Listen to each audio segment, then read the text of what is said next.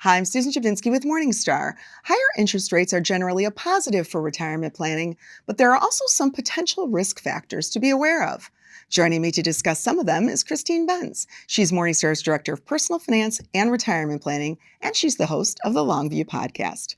Thanks for being here, Christine. Hi, Susan. Great to see you. So, first, let's focus on the positive. Some of the ways in which higher yields are a positive when it comes to retirement planning. Right. They're mostly a positive. They really make everything easier, almost everything easier for retirement planning. So, for one thing, they lift the return prospects for bonds, which means that you don't need to take as much risk in order to earn a decent, safe return. So, that's a huge plus. And that's one of the reasons why, when we did our retirement spending research at the end of 2023, we concluded that retirees could actually reasonably take a higher safe starting withdrawal rate than they could in 2022 or 2021. That owed largely to higher yields that have come online.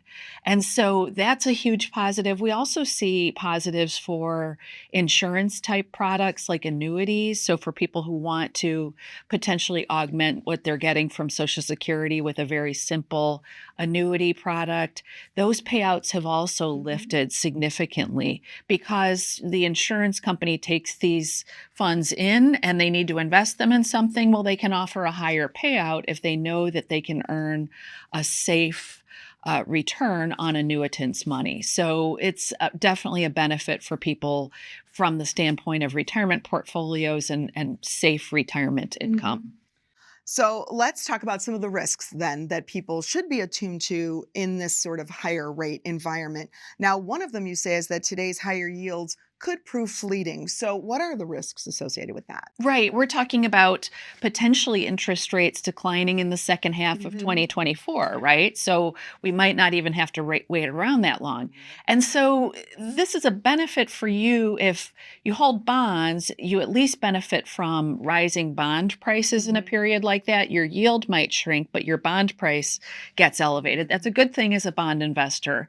But if you are a cash investor and say you've kind of hunkered down in cash, you love those 5% yields that you're getting, well, that's what could prove fleeting because banks and other institutions offering savings accounts and CDs and all that stuff, they're going to change up interest rates really quick if prevailing yields drop. So that is one caution against hunkering down with too much of your portfolio in cash securities. With bonds, at least, you pick up a little benefit in terms of rising bond prices. As a cash investor, you're just kind of stuck there. And so you probably don't want to overallocate to cash. Now, another risk is inflation and probably being over allocated to cash, right? Yeah, cash would be most at risk of inflation, where inflation is just eating away at your purchasing power. I think the most recent inflation read was like 3.2%. Well, even if you have a really lush looking 5% yield, you're down to 1.8% once inflation is taken into account. And I know we're going to talk about taxes, but taxes factor in there too. So you want to be careful about over allocating to cash, certainly because of inflation, but anything with a fixed rate attached to it that's paying you a fixed rate of interest, well, that's perfectly vulnerable to loss of purchasing power, which is one reason why we always say for people, especially who are spending from their portfolios, lock some of that down in some type of bond, whether it's I bonds or Treasury inflation protected securities. You want something that's going to help make you whole with respect to inflation, because the most recent inflation readings were a little bit hotter than anyone expected. And, it's anyone's guess what we'll see from here. So I think you want to protect yourself there. And then this last factor is one you just mentioned, and that's, related to higher interest rates and higher tax bills.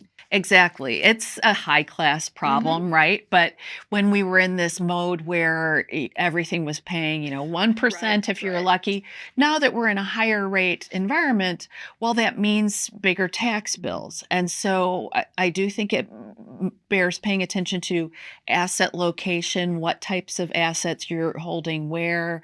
It didn't matter too much if you held that 1% high yield savings account in a taxable account a couple years ago. Well, now at higher yields, taxes will take a bigger bite. So you want to be mindful if you can hold those income producing assets that produce income that's taxed at your ordinary income tax rate, hold them inside a tax sheltered account if you can. If you're a high income person, if you're, say, in the 24% tax bracket or above, you'd want to look at whether municipal bonds, even municipal money market funds, if you're holding assets in that taxable account, you may want to look at munis if they're not the better deal for you on an after tax basis. Well, Christine, thank you for your time today. We appreciate it. Higher rates are a good thing, but again, have to keep your eyes open. Exactly. Look alive. That's right. Thanks again. Thanks, Susan. I'm Susan Jabinsky with Morningstar. Thanks for tuning in.